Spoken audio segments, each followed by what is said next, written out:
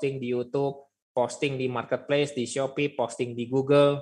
Lama-kelamaan kan pasti ada orang yang menghubungi, melihat konten kita yang sudah kita bikin, oh ternyata Pak Indra ini jualannya donat. Nah, kayak tadi saya hari ini ada terima di handphone pribadi ada 2 orang yang menghubungi, menanyakan donat. Karena apa? Sudah diposting oleh tim pertama tadi. Maka yang kedua adalah kita menjawab pertanyaan leads yang masuk dari calon buyer, calon konsumen. Ini adalah tugas dari CS dan admin, menjawab pertanyaan dari WhatsApp. Kemudian yang ketiga, logistik, yaitu pengiriman. Setelah posting di Google, di YouTube, di Marketplace, orang melihat, dia tertarik dengan produk kita, dia menghubungi, kita menjawab sebagai CS. Yang ketiga, jangan lupa, setelah dia transfer pembayaran atau melalui COD, cash on delivery, kita kirim barangnya. Lalu selesai. Simple nggak Bapak Ibu, teman-teman sekalian? Simple sekali kan? Jadi dalam dunia digital marketing, 3 ini aja yang awalnya. Yaitu, sekali lagi saya ulangi, tim posting, yaitu content creator, membuat desain, copywriting, dalam bentuk gambar, video, tulisan, kemudian posting di semua platform. Setelah posting, pasti ada, secara konsisten ya postingnya, pasti ada yang menghubungi. Maka Anda menjadi CS, admin, mencatat, dan menjawabi satu persatu WhatsApp yang masuk. Setelah itu, dari sekian banyak orang yang menghubungi teman-teman sekalian, pasti ada yang melakukan transaksi, closing. Maka langkah ketiga, lakukan pengiriman barang. Sederhana seperti itu, tinggal diperbanyak. Ingat ya, orang-orang terkaya di Indonesia, orang-orang sukses, mereka sebenarnya produknya sederhana. Mungkin hanya 1-2 produk. Almarhum Steve Jobs, produknya apa? Apple, hanya 1 saja teman-teman sekalian. Tetapi mendunia, faktor kalinya jutaan, bahkan miliaran. Supermarket, minimarket yang paling banyak di Indonesia apa? Alfamart, Indomaret. Tokonya sederhana, kecil, tetapi faktor suksesnya adalah apa? Faktor kali, faktor banyaknya. Sama dalam dunia digital marketing, faktor kalinya, faktor suksesnya adalah teman-teman harus memperbanyak. Posting-postingnya diperbanyak, kemudian seiring jalannya waktu, ya ngejawabi dulu. Pelan-pelan, satu persatu, lama-kelamaan banyak, lakukan pengiriman, dan ulangi langkah 1, 2, dan 3. Sampai teman-teman nanti punya tim kerja yang semakin hari semakin banyak. Ini dalam dunia digital marketing. 3 ini saja, baru nanti bisa berkembang sampai 10 bagian. Kalau teman-teman sudah besar, masing-masing nanti punya bagian, sosial media sendiri, bagian marketplace nanti sendiri, bagian pasarnya Google nanti sendiri.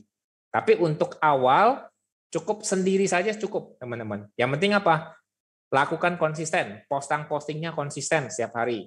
Pasti ada leads yang masuk lewat WhatsApp. Lakukan pengiriman, terus seperti itu. Kalau sudah tidak cukup lagi waktu kita, baru kita hire orang. 1 orang nggak cukup, tambah 2 orang, tambah 3 orang. Terus seperti itu sampai membesar. Ya. Kemudian yang keempat, bangun kekompakan dan loyalitas tim kerja, teman-teman. Ini juga sangat penting. Begitu teman-teman yang tadinya baru sendiri, bangun usaha, ketika sudah banyak orderan, teman-teman harus hire lagi orang. Jadi 2, 3, 4, sampai belasan orang. Nah, belasan orang ini teman-teman harus jaga kekompakan dan loyalitasnya. Biasanya pasti terjadi ibaratnya gigi sama lidah. Yang berdekatan aja dalam satu mulut. Pernah nggak kadang-kadang lidah kita tergigit sama gigi kita? Pasti pernah ya? Nah, apalagi di dalam dunia kerja. Pasti ada namanya gesekan, kemudian ada iri hati, kemudian ada sombong, ada kecurangan, dan sebagainya. Nah, fungsi kita sebagai CEO, sebagai pengendali, kita harus membangun kekompakan tim kerja kita. Nah, bagaimana caranya? Ya, kita harus turun langsung, turun tangan. Tidak bisa kita diam-diam saja, teman-teman. Seorang pemimpin yang baik, dia harus mengetahui sampai ke bawah. Maka istilahnya sekarang apa? Belusukan. Kita harus tahu permasalahan yang ada di tim kerja kita apa. Kita harus membangun satu kekompakan yang baik. Kemudian juga loyalitas. Bagaimana caranya membangun loyalitas tim kerja kita? Kita berikan reward yang baik. Kalau memang dia kinerjanya bagus, maka sudah sewajarnya, teman-teman. Kalau di saya memberikan sekian persen ya, 10-20% profit sharing itu untuk membangun tim kerja. Karena prinsip saya apa? Ya kita sukses jangan sendiri. Tadi ya, tim adalah together everyone achieve more. Dengan bersama kita mendapatkan lebih. Maka bagi teman-teman yang memang berprestasi, sudah sewajarnya kita memberikan kompensasi yang lebih, teman-teman. Supaya apa? Mereka semua mempunyai loyalitas yang baik. Selama saya 13 tahun berwirausaha, saya jarang sekali, teman-teman, melakukan yang namanya fire, memecat karyawan lah ibaratnya. Itu jarang sekali, hampir nggak pernah kalau saya. Kenapa? Karena saya membangun loyalitas tim kerja. Yang ada adalah mereka keluar ya karena menikah, kemudian sudah menikah, sudah punya anak. Nah, biasanya karena itu. Bahkan ada yang bareng saya itu sampai sekarang udah 8 tahun, teman-teman. Dari belum menikah, masih gadis, sampai sekarang sudah punya anak 2. Kenapa? Sekali lagi, karena bisa membangun loyalitas. Sehingga mereka merasa memiliki usaha sendiri. Jadi, teman-teman harus membangun kekompakan, loyalitas tim kerja. Biasa kalau di kami, setiap tahun ya sebelum pandemi, kita biasanya ada team building. Jalan-jalan, ya, makan-makan, kemudian traveling. Tujuannya apa? Ini bangun kekompakan, bangun loyalitas tim kerja. Bagi tim kerja yang berprestasi, kita berikan award, berikan reward. Ya, bisa itu dari segi bonus, kemudian hadiah, kemudian juga setiap ulang tahun itu pasti saya memberikan tulisan, tanda tangan, kemudian cap, kita kasih kue, giving kepada tim kerja yang berulang tahun. Tujuannya apa, teman-teman? Sekali lagi, giving. Karena tim kerja kita, mereka sudah mencurahkan waktu, tenaga, dan pikirannya. Otomatis selain kita memberikan kompensasi dalam bentuk gaji dan bonus yang baik, kita harus memberikan perhatian lebih supaya mereka mempunyai loyalitas. Nah, cara-cara seperti tadi teman-teman bisa amati, tiru, dan modifikasi. Ini adalah rahasia sukses yang keempat. Harus membangun kekompakan dan loyalitas tim kerja. Kemudian kita masuk lagi yang kelima. Rahasia kelima membangun super team adalah harus fokus orientasi pada solusi, teman-teman. Orientasilah pada solusi. Karena semakin berkembang usaha, organisasi bisnis, sumber daya manusia yang masuk pasti semakin besar. Saya flashback dulu sendiri berdua sama teman saya, sama Mas Agung itu udah kemana-mana berdua, kirim barang berdua. Dulu masih belum ada kendaraan roda 4. Ngambil lead sealer, mesin sealer ya, saya kan minuman juga ada ya. Minuman Teyorti itu butuh mesin sealer untuk press cup-nya. Itu ke Kelapa Gading, teman-teman. Naik motor berdua, boncengan coba, bawa 3 dus. Karena juga dulu ekspedisi kan mahal, belum seperti sekarang. Zaman dulu kan internet juga masih belum ada. Saya ingat dulu tuh masih Friendster deh kalau nggak salah. Kebayang nggak Friendster? Facebook aja belum muncul. Jadi masih jadul banget. Nah masa-masa itu gimana? Ya fokus pada solusi. Ngambil barang naik motor berdua.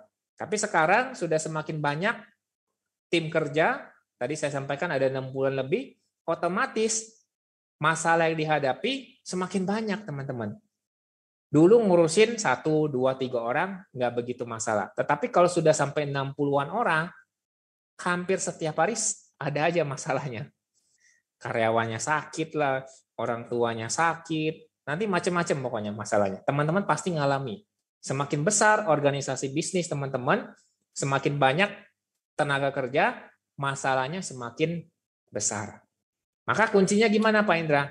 orientasilah pada solusi. Saya ibaratkan begini teman-teman. Kalau teman-teman di rumah pasti ada garam. Betul ya? Ada garam. Coba teman-teman garam 1 sendok masukkan ke dalam segelas air 240 ml. Masukkan ke dalam segelas air, segelas cangkir, kemudian minum. Asin nggak? Asin sekali pasti. Tapi sekarang coba teman-teman garam yang 1 sendok tadi, teman-teman punya kolam di depan. Ya diameternya lebih besar. Atau bak mandi lah, masukin ke bak mandi. Nah, cuman kemudian coba minum. Rasanya gimana? Pasti tidak asin lagi. Karena apa? Airnya semakin banyak. Sama teman-teman. Semakin besar organisasi bisnis, masalahnya semakin besar. Yang teman-teman harus lakukan adalah fokus pada solusi, yaitu memperbesar katup, memperbesar mindset, memperbesar frekuensi, memperbesar pikiran teman-teman. Supaya seperti tadi, jangan jadi garam yang dalam dimasukkan 1 gelas, pasti asin. Tetapi jadilah garam yang dimasukkan ke dalam kolam atau bak mandi teman-teman. Nah, pola pikirnya seperti itu. Karena pasti saja selalu ada masalah yang dihadapi di dalam dunia kerja ataupun bisnis, teman-teman sekalian. Saya punya ada 1 kisah. Orang Indonesia kan suka cerita nih. Saya cerita ya, teman-teman sekalian. Ceritanya tentang secangkir kopi panas. Ceritanya dimulai dari pagi hari yang cerah. Coba teman-teman bayangkan pagi hari yang cerah, ada sepasang suami istri, ada bapak, ibu, sama anaknya. Anaknya ini masih TK, teman-teman. Masih TK berarti masih kecil sekali. Belum bisa seperti orang dewasa. Akhirnya ketika 1 hari, di pagi hari yang cerah, bertiga sedang makan bersama di 1 meja bundar. Nah, mejanya ini karena kecil, jadi secangkir kopi panas yang dihidangkan ibunya untuk bapaknya ini, anaknya ini karena masih TK, dia buru-buru, tak sengaja menumpahkan secangkir kopi panas. Kopinya ini akhirnya menjatuhi dan mengenai celana bapaknya. Panas nggak teman-teman sekalian? Panas, pasti refleks bapaknya memegang celananya, memegang kakinya, lalu seketika langsung memarahi anaknya masih kecil tadi. Namanya anak-anak, teman-teman. Begitu dimarahi, gimana? Nangis. Nangis, akhirnya bus sekolah yang tadinya sudah jemput di depan gerbang rumah, karena anaknya nangis, dia rewel, nggak mau berangkat ke sekolah. Ya sudah, terpaksa papanya mengantar anaknya berangkat ke sekolah. Sebelum berangkat, bapaknya ini marahin ibunya. Kamu ini taruh kopi kok di pinggir, harusnya cangkirnya taruhnya di tengah supaya anak kita nggak kena. Nah, kemudian istrinya kena marah, terpaksa bapaknya nganter anaknya ke sekolah. Karena sudah kesiangan, kena macet. Sepanjang perjalanan, wah keluarlah kata-kata kebun binatang. Sampai di sekolah terlambat, dan sampai ke kantor, bapaknya juga terlambat. Sepanjang hari itu, teman-teman, bapaknya ini mengalami kejadian yang negatif. Pulang ke rumah malam hari, ternyata pintu rumah ada tulisan, "Selamat tidur di luar." Wah, ya. Jadi intinya 1 hari itu bapaknya mengalami kejadian yang negatif. Sekarang coba kita balik lagi, teman-teman. Pada pagi hari yang cerah, ketika sedang makan bersama, bapak, ibu, dan anaknya yang masih TK ini, secara tidak sengaja sang anak menumpahkan secangkir kopi panas dan mengenai celana dari bapaknya. Tetapi cerita yang kedua, teman-teman, kepanasan nggak bapaknya? Kepanasan dong, nggak mungkin dia mati rasa. Tetap kepanasan, tetapi sikap orientasi bapaknya ini bukan kepada masalah, tetapi kepada solusi. Akhirnya seketika dia, oh nggak apa-apa anakku. Bapak tinggal ganti celana saja, masalah selesai. Kamu buruan, cepat. Di depan itu sudah ada bus sekolah menunggu. Kamu cepat berangkat supaya tidak terlambat ke sekolah. Ibunya juga dinasihati baik-baik. Istriku lain kali harus taruh cangkir kopinya di tengah, jangan taruh di samping. Nah, istrinya juga menerima dengan baik. Lalu bapaknya berangkat ke kantor, masih pagi, dipuji bosnya. Sepanjang hari itu, bapaknya ini mengalami kejadian yang positif. Pulang ke rumah juga dihidangi santap malam, hidangan makan malam yang enak. Hari itu, sang bapak mengalami kejadian yang membahagiakan. Kita lihat teman-teman sekalian, satu kisah yang sederhana, secangkir kopi panas. Masalahnya di mana, teman-teman sekalian? Sama nggak? Sama, yaitu ketumpahan secangkir kopi panas. Tetapi yang berbeda adalah sikap kita terhadap masalah. Pada kisah yang pertama, sang bapak dia fokus pada masalah. Akhirnya apa? Berantakan. Tetapi yang kedua, ketika sang bapak bisa menggunakan akal sehatnya, dia bisa menahan emosinya, dan dia bisa berpikir positif, maka akhirnya hasilnya juga pasti positif. Jadi sama teman-teman sekalian, di dalam dunia usaha, tidak hanya usaha, tapi dalam kehidupan kita sehari-hari, please teman-teman bisa pakai ilmu ini.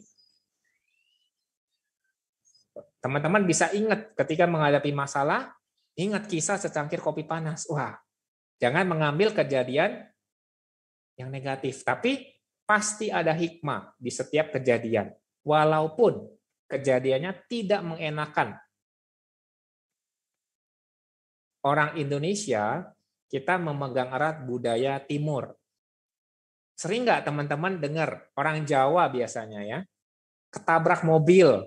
Nah, gimana? Kakinya luka. Pasti bilang apa? Untung cuma kaki luka, masih nyawa selamat. Benar nggak? Ditipu orang 5 juta. Untung cuma ditipu 5 juta, nggak 10 juta. Jadi kita harus apa? Bersyukur terus. Untung. Kalimat untung ini kita terapkan dalam kehidupan sehari-hari. Fokus kepada solusi, bukan fokus kepada masalah. Ada satu quote yang menarik sekali, teman-teman, yaitu jangan pernah mengambil keputusan di saat emosi tidak stabil. Saya ulangi lagi, jangan pernah mengambil keputusan di saat emosi tidak stabil. Saya ulangi sekali lagi, jangan pernah mengambil keputusan di saat emosi tidak stabil. Nah, penting ya, udah 3 kali nih saya ulangi, berarti sangat penting. Di dalam pekerjaan, dalam bisnis, ketika ada masalah yang datang, please teman-teman, jangan langsung mengambil keputusan. Apalagi ketika emosi kita tidak stabil. Kenapa? Nanti balik lagi ke kisah bapak tadi. Ya kepanasan kan, emosinya nggak stabil, yang pasti ada apa? Marah, gebrak meja. Udah pasti hasilnya negatif, teman-teman. Maka kita harus cobalah, teman-teman, menenangkan diri, kita pakai pikiran yang jernih. Nah, kalau perlu minum, nah, kita minum dulu. Nah, minum, sudah membasahi api amarah kita, maka pelan-pelan kita bisa berpikir jernih, berpikir dengan akal sehat, fokus pada solusi, bukan pada masalah. Ya, ini adalah rahasia bagaimana membangun super team yang kelima.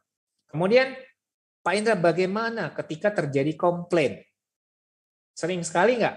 Bapak Ibu sering terima komplain nggak? Komplain bisa dari internal, bisa dari eksternal. Internal artinya dari struktur organisasi usaha kita, atau dari luar. Dan tipe komplain, orang yang komplain itu ada 2, teman-teman. Yang pertama adalah speak up komplain. Yang kedua adalah silent complaint. Nah, kira-kira, coba teman-teman jawab di kolom chat. Kira-kira komplain yang baik itu yang mana? Yang nomor 1 atau nomor 2? Coba, silakan. Saya mau tes. Silakan dijawab di kolom chat. Ketika ada orang yang komplain, teman-teman pilih yang mana? Nomor 1 apa nomor 2? Nah, silakan. Saya kasih waktu 10 detik. Silakan teman-teman pilih. Ketika menghadapi teman-teman punya usaha atau pekerjaan, atau di dalam keluarga bisa juga. Sering kan dapat komplain. Pilih yang mana? Yang 1 apa 2? Yes, ya. Dua-duanya, oke. 2, 1, 2. Ya, kebanyakan 1.